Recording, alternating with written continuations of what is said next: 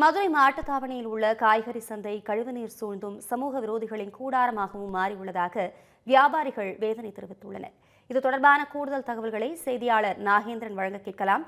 நாகேந்திரன், மதுரை மாட்டுத்தாவணியில் உள்ள காய்கறி சந்தை கழிவுநீர் சூழ்ந்தும் சமூக விரோதிகளின் கூடாரமாகவும் மாறியுள்ளதாக வியாபாரிகள் வேதனை தெரிவித்துள்ளனர்.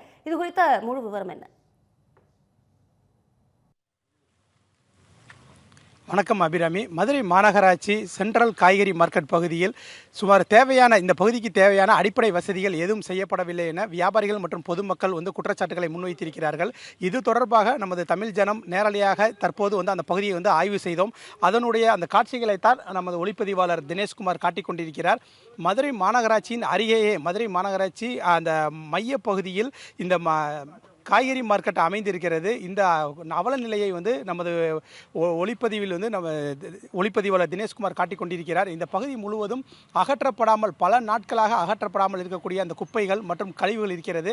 இந்த காய்கறி கழிவுகளை உண்பதற்காக இங்கு சுமார் 100க்கும் மேற்பட்ட மாடுகள் இந்த மார்க்கெட் முழுவதும் நிரம்பி இந்த பகுதியில் முழுவதும் இருக்கின்றன.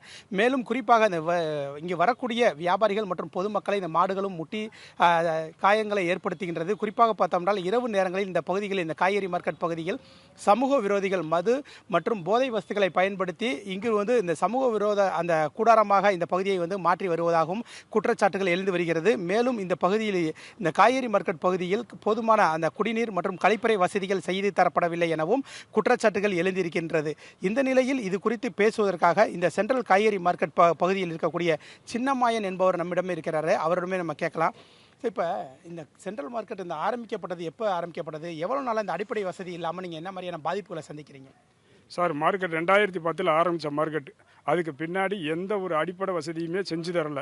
ஒரு நாளைக்கு ஒரு 15,000லேருந்து 25,000 பேர் செல்லக்கூடிய இந்த மார்க்கெட்டில் சரியான ரோடு வசதி இல்லை, சரியான பாத்ரூம் வசதி இல்லை, குடிநீர் வசதி இல்லை.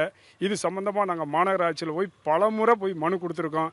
போட்டு தரோம்ன்றாங்க. இல்லைண்டா பண்டு இல்லை, இப்போதைக்கு பண்டு இல்லை, பண்டு இருக்கிறப்ப செஞ்சு தரோம் அப்படிங்கிறாங்க. இதுக்கு சம்மந்தமாக டிபி ராஜேந்திரன் சொல்லி ஒருத்தர் வத்தல் தாத்தா, அவர் 3 கோடி ரூபாய் செலவில் என் சொந்த செலவில் அடிப்படை வசதியை நான் செஞ்சு தர்றேன், நீ போய் எனக்கு மட்டும் அனுமதி மட்டும் வாங்கி கொடு அப்படின்னு சொல்லி சொன்னார். கலெக்டர் மாட்ட போய் கேட்டேன், அனுமதி தர்றேன்ட்டாங்க. அம்மா அந்த வாய்மொழி ஆர்டரை வச்சே நாங்கள் போய் பண்ணிக்கலாமாம்மா அப்படின்னு கேட்டேன். இல்லை, நாங்கள் ஆர்டர் கொடுப்போம், அப்போ தான் நீங்கள் செய்யணும் அப்படின்ட்டாங்க. அதுக்கப்புறம் மேயரம்மாட்ட போய் சொன்னோம், அவங்களும் பண்ணிக்கலாம், நீங்கள் வாங்க அண்ணாமலைக்கு வாங்க பண்ணிக்கலாம் அப்படின்ட்டாங்க. அங்கே போனோம், நாங்கள் சொல்லி விட்றோம் அப்படின்ட்டாங்க. அதுக்கப்புறம் கமிஷனர்கிட்ட பேசினோம், அவங்களும் தரமாட்டாங்க, போட்டு தரலை. இந்த மாதிரி எதுவுமே செஞ்சு தர மாட்டேங்கிறாங்க. விவசாயிகள்லாம் ரொம்ப கஷ்டப்படுறாங்க. கொசு தொல்லை தாங்க முடியல, மாட்டு தொல்லை தாங்க முடியல, சரியான பாத்ரூம் வசதி இல்லை. இப்படி இருக்குது சார் எங்களுடைய நிலைமை. இப்போ இந்த காய்கறி மார்க்கெட் பகுதியில் போதுமான கழிப்பறை வசதிகள்லாம் இல்லைன்ற மாதிரி சொல்கிறீங்க. அதனால இங்கே வரக்கூடிய வியாபாரிகள் மற்றும் பொதுமக்கள் என்னென்ன மாதிரியான பாதிப்புகளுக்கு சந்திக்கிறீங்க? அதாவது ரோடு வசதி பண்ணி தரதாக ரோடுக்கு சாங்ஷன் ஆயிருந்துச்சு. சல்லி அடித்து 6 மாதம் ஆச்சு, ரோடு போட கிடையாது. தண்ணி ஒரு நாளைக்கு 2,000 தண்ணி பொதுமக்கள் ஊற்றுறதாக சொல்கிறாங்க. பில்லாகுது, தண்ணி ஊற்றுறது கிடையாது. 5 இடத்துல ரீஜஸ் போகிறதுக்காக தனியாக கட்டி கொடுத்தாங்க மாநகராட்சியில். இது வரைக்கும் திறந்ததும் கிடையாது, திறக்காத போதே இடிஞ்சு போச்சு. இந்த அவநிலை தான் மார்க்கெட்டில் நடந்து கொண்டே இருக்குது. 2வது, ஒரு நாளைக்கு 10 மாடு பிடிக்கிறதாக பில்லு எழுதுகிறாங்க. 200 மாடுங்க தன்னால் தெரியுது. 200 மாடு பொதுமக்கள் அச்சுறுத்தல், பொருள்கள் வைக்க முடியவில்லை. இதுபோல் பலவிதமான இடைஞ்சல்கள். சாராய வியாபாரம் மார்க்கெட்டுக்குள்ளே நடக்குது. சனம் நைட்டில் போக முடியல. குடிச்சிட்டு வார ஆளுகிட்ட பைய பிடுங்குற சனம். போலீஸ் எங்களுக்கு ஒரு ஆதரவும் கிடையாது. மாநகராட்சியில் வசூலுன்ற ஒன்று, வாடகை கண்ட்ரோலில் மட்டும் கரெக்டாக இருக்காங்க ஒழிய 10,000 ஜனம் போகிறதுக்கான ஒரு சரியான ஒரு அடிப்படை வசதி எந்த இதுவுமே செஞ்சு தர்றதுக்கான மாநகராட்சியில் எத்தனை மனுக்கள், எத்தனை அதிகாரி மாறுறது. நாங்கள் மனு கொடுக்க 15 நாளைக்கு ஒரு அதிகாரி மாறினால் எங்களுடைய நிலையை யார் பாப்பா என்ற நிலையில் நாங்கள் ஒவ்வொரு நாளும் கண்ணீர் வடித்து கொண்டு வியாபாரம் நடத்துகிறோம். கண்ணீர் நடத்துகிற இந்த நிலையில் 6 மாதம். இப்போ இந்த மார்க்கெட் பகுதியில் இப்போ நீங்கள் இப்போ கடைகளுக்கு ஃபுல்லாமே வாடகைகள் இதெல்லாம் மாநகராட்சி செலுத்துறீங்க.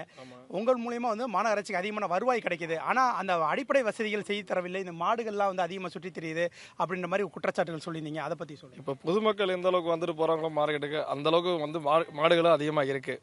இப்போ ஒரு வியாபாரம் பார்த்துட்டு நம்ம மிச்ச காய்கறிகள் எடுத்து வச்சோமா அந்த காய்கறிகள் வந்து தள்ளி விட்டுறது. ஒரு கர்ப்பிணி பெண்கள் வராங்க, பொதுமக்கள், ஒரு சின்ன குழந்தைங்க வருது, அந்த குழந்தைங்களை தள்ளி விட்டு போயிருது, அவங்களுக்கு அச்சுறுத்தல் ஆயிருது. வியாபாரிகளுக்கு நம்ம வியாபாரம் பார்த்துக்கிட்ட இடத்துல பக்கத்தில் காய் வச்சிருந்தோம், அதை தள்ளி விட்டு போயிருது. இதை சம்மந்தமாக நம்ம வந்து அந்த சம்மந்தப்பட்ட அதிகாரிகிட்ட பலமுறை மனு கொடுத்து பார்த்துட்டோம். அவங்க எந்த விதமான நடவடிக்கைகள் தற்காலிகமாக தான் எடுக்கிறாங்க தவிர நிரந்தரமான நடவடிக்கை எதுவுமே இப்போ வரைக்கும் எடுக்கல. அது அடிப்படை வசதின்னு பார்த்தா அந்த மாடுகளை வந்து கண்ட்ரோல் பண்ணி இந்த வரக்கூடிய பொதுமக்களுக்கு வந்து ஒரு இடைஞ்சல் இல்லாமல் நம்ம பண்ணி கொடுக்கலாம். கண்டிப்பாக அபிராமி, இந்த பகுதியில் இருக்கக்கூடிய வியாபாரிகள் மற்றும் பொதுமக்கள் பேசியிருந்ததை நாமளே வந்து கேட்டிருந்திருக்கலாம். இந்த மதுரை மாநகராட்சியின் சென்ட்ரல் காய்கறி மார்க்கெட் பகுதியில் போதுமான அடிப்படை வசதிகளை செய்து தர வேண்டும். குறிப்பாக இந்த பகுதியில் சுற்றித் திரியக்கூடிய மாடுகளை மதுரை மாநகராட்சி நிர்வாகம் கட்டுப்படுத்த வேண்டும்.